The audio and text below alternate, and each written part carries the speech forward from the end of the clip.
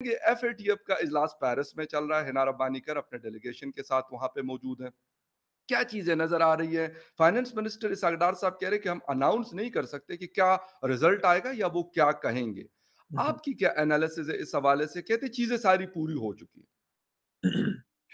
इसमें फ़ख़र जैसे कि हमें मालूम है कि जो फाइनेंशियल एक्शन टास्क फोर्स है, जो बेसिकली एक रेगुलेटरी बॉडी है ग्लोबल मनी लॉन्ड्रिंग और टेरर फाइनेंसिंग के ऊपर एक वॉच डॉग है बेसिकली, लेकिन it's sort of an extension of the UN as well, और उसके पास ये इख्तियार है कि वो मुल्कों को ग्रे लिस्ट, ब्लैक लिस्ट और व्हाइट लिस्ट में कर सकता है। तो उस टाइम एक पॉलिटिकल विल बहुत ज़्यादा थी, एक एंथुसियाज़्म था, एक नया चैप्टर शुरू हो रहा था पाकिस्तान चाइना रिलेशंस में।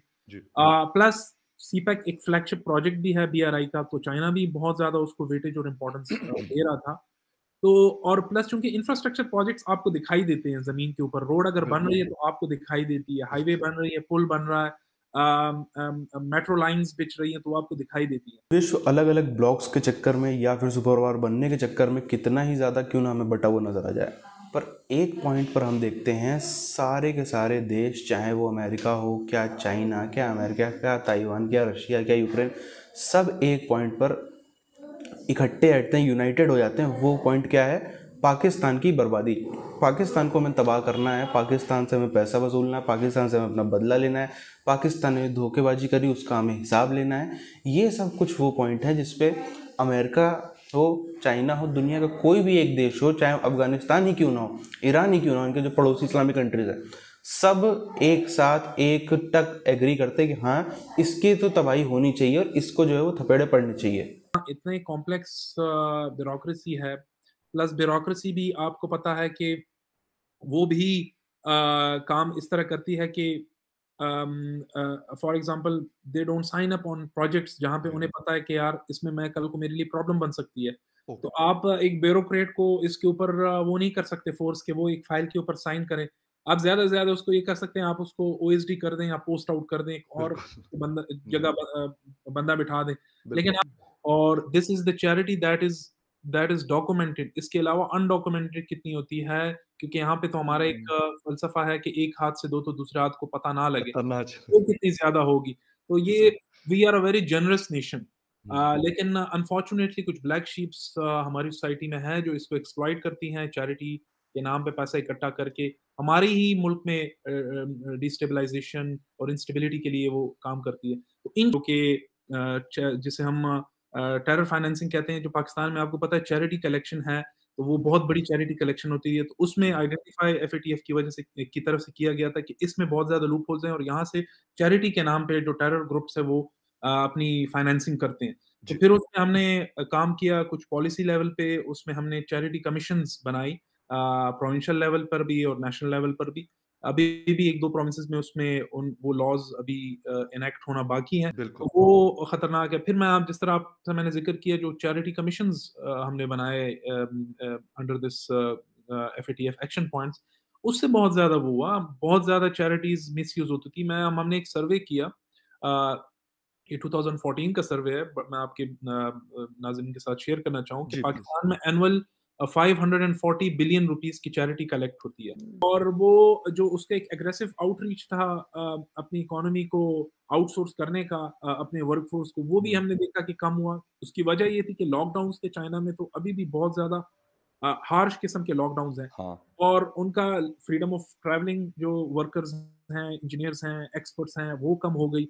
चाइना ने बड़ा इकोनॉमिकली खुद बड़ा सफ़र किया इस दौरान और अभी भी कर रहा है। उसकी इकोनॉमिक ग्रोथ आप देखें कि डबल फिगर्स में थी हाँ। बिल्कुल। बिफोर कोविड 10.1 बिल्कुल। 11 परसेंट में जा रही थी और इस वक़्त वो श्रिंक हो गई है।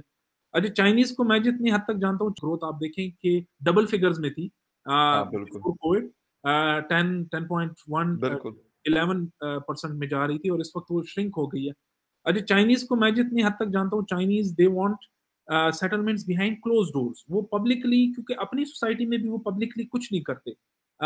वो जो तमाम इस तरह के सेटलमेंट्स होते हैं they are not very transparent about it. वो चाहते हैं कि उसको बंद कमरों में सेटल किया जाए।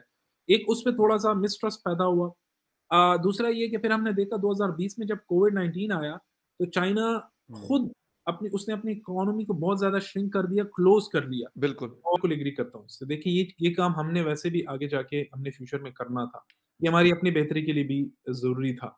क्योंकि हमारा जो फाइनेंशियल सिस्टम था उसमें बहुत ज़्यादा हमारी चीज़ें अनडॉक्यूमेंटेड थी। बिल्कुल, और money laundering of course money laundering पूरी दुनिया में होती है, यहाँ भी होती है, होती थी।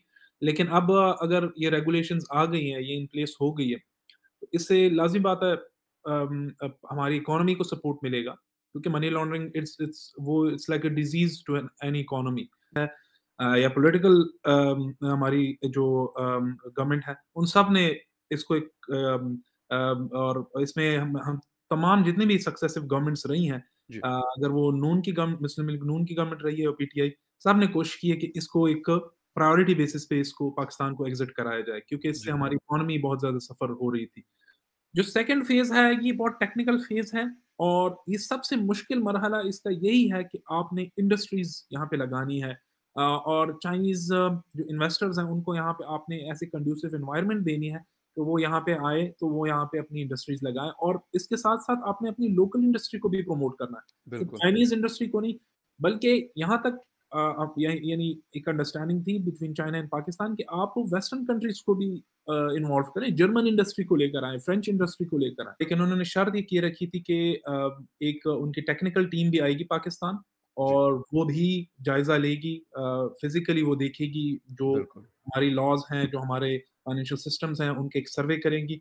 मैं आपको एक और भी इंटरेस्टिंग बात बताऊँ कि जी, एफएटीएफ ने पाकिस्तान में जो कुछ वेस्टर्न कंट्रीज़ हैं, जिनके यहाँ पे मिशंस हैं, और वो अभी तक किसी को नहीं मालूम कि वो कौन-सी कंट्रीज़ हैं। उनके जी, जो एम्बेसडर्स हैं और उनका जो यहाँ पे डिप्लोमैटिक स्टाफ है, वो भी एफएटीएफ के लिए एज़ अ वॉच डॉग काम कर रहा है। एफएटीएफ उसमें हमें एक थोड़ा-सा जो स्पिरिट है वो डाउन साइड पे जा रहा है। उसमें जी, सबसे बड़ा जो चाइनीज़ डिप्लोमैट्स से अगर बात करें तो वो सबसे पहले उनका जो होता है वो ये होता है कि हमारे वर्कर्स को सिक्योरिटी, यहाँ पे चाइनीज़ नेशनल्स को, Chinese teachers, linguists, workers, engineers, उनको सिक्योरिटी, हमारे साथ वो कहते हैं कि वादा किया गया था, जो फॉर्मर आर्मी चीफ थे जनरल राहील शरीफ, उन्होंने कहा था कि we will protect Chinese nationals with our blood. तो वो उसमें हमें जब भी हम एफएटीएफ का जब प्लेनरी होता था, हमने जब 27 पॉइंट्स पूरे किए तो वो हमारा गोल पोस्ट चेंज कर देते थे। उन्होंने फिर हमें 34 पॉइंट्स, उन्होंने कहा कि आप 7 मज़ीद पॉइंट अभी ये आपके अब हमें नई लिस्ट पकड़ा देते थे, आप ये पूरी करें। बिल्कुल, एग्ज़ैक्टली, वो फिर हम उस पे हमने काम शुरू किया। उसमें एक एक्शन पॉइंट पे मुझे भी पर्सनली भी काम करने का मौका मिला with the national counter terrorism authority. दुनिया में कोई ऐसा देश नहीं है जिसको पाकिस्तान ने डायरेक्टली या इनडायरेक्टली ठगा ना हो। अगर आज हम देखें जैसे रशिया यूक्रेन में वॉर चल रही है, अगर अगर कोई पाकिस्तानी फौजी उनके बीच में, उधर बॉर्डर पे दोनों के बॉर्डर के बीच में पहुंच जाए ना, गारंटी है तो वो सब अपने रशिया और यूक्रेन वाले अपने जितने मतभेद हैं भुला करके एक साथ हाथ मिला करके उस पहले पाकिस्तानी फौजी को मार गिराएंगे। इतनी ज़्यादा इनके प्रति दुनिया में नफरत हर तरफ है ये। वो तो अच्छा हुआ, कितना अच्छा हुआ, जिन्ना को भाई साहब थैंक यू बोलना चाहिए कि उसने कम से कम अलग देश बांट दिया। वरना ये जो इज़्ज़त आज पाकिस्तान की है वही इज़्ज़त आपकी हमारी होती। जो भारतीय दुनिया में कहीं भी जाते हैं, जिस नज़रिए से पाकिस्तानी देखे आते हैं उसी नज़रिए से हम लोगों को भी देखा जा रहा होता है। हमारे भी दुनिया भर में जो है इसी तरीके के बेइज्जत किया जा रहा, सब कुछ किया जा रहा होता अगर पाकिस्तान ना बटा होता तो। अब खैर उससे इधर हट करके अगर हम देखें, चाइना, एक तो चाइना के साथ में कभी कभी लगता है अच्छा भी हुआ और अमेरिका के साथ में भी अच्छा हुआ। ये एक तरीके से कहते हैं ना, सब चीज़ एक दूसरे से जुड़ी हुई होती कहीं ना कहीं। चाइना ने दुनिया भर में इतना आतंक मचाया, चाइना ने इतने देशों की ज़मीनों पे कब्जा किया, चाइना ने फर्जी जो है वो प्रोजेक्ट्स बनवाए, इंफ्रास्ट्रक्चर बनाया जिसकी कोई ज़रूरत नहीं थी। चाइना ने इतना ज़्यादा कर्जा दे दिया कि सामने वाला लौटाने की स्थिति में ही नहीं था। बेचारे जो कुछ बेचारे टाइप के देश थे उनकी पब्लिक को बहुत ज़्यादा तकलीफ़ हुई। श्रीलंका देख लें और अफ्रीकन कंट्रीज़ देख लें, उनकी पब्लिक को बहुत ज़्यादा तकलीफ हुई। जो नेता थे वो तो चलो मोटा पैसा दबा के भाग गए, मोटा डॉलर दबा के भाग गए, पर पब्लिक को तकलीफ हुई। पाकिस्तान इकलौता ऐसा देश है जिसने चाइना को भी सबक सिखा दिया, जिसने चाइना को भी दिखा दिया कि तुम्हारे ऊपर चाहे 1 बिलियन लगाओ, चाहे 10 बिलियन लगाओ, चाहे कितने ही बिलियन लगा डालो, आखिरकार हमें तुमको वही जानवरों की मौत मारना है जैसे नॉर्मल आतंकवादी किसी को मारते हैं, वैसे ही वैसे उसी प्रॉपर उसी स्टाइल में हम तुम्हारे लोगों को भी मारेंगे। अगर हिम्मत हो तो रोक लो। आज हिम्मत नहीं होती है, चलो जुर्माने तो भेज देती है चाइना कि ठीक है हमारा ये फलाने डैम में इतने लोग मरे उसका जुर्माना दो, हमारे ग्वादर में इतने लोग मरे उसका जुर्माना दो, पर उनको भी पता है जुर्माना वसूलना पाकिस्तान से, और जो इंफ्रास्ट्रक्चर में पैसा लग गया वो पूरी तरीके से उसको वेस्ट तो होना ही होना, उसे कोई बचा नहीं सकता। इसीलिए आप देखो ग्वादर सिटी बसाने में इतना पैसा लगा चाइनीज़ को, अब बेचारे क्या करें, अब बेचारों को भाग के कराची आना पड़ रहा है। और जब तक वो कराची अभी ढंग से आए भी नहीं है, उसके पहले ही कराची में स्ट्रीट क्राइम हो या आतंकवाद उतना ज़्यादा बढ़ गया कि ऐसा लग रहा है कि हम सीधे पाकिस्तान छोड़ के ही भाग जाएंगे।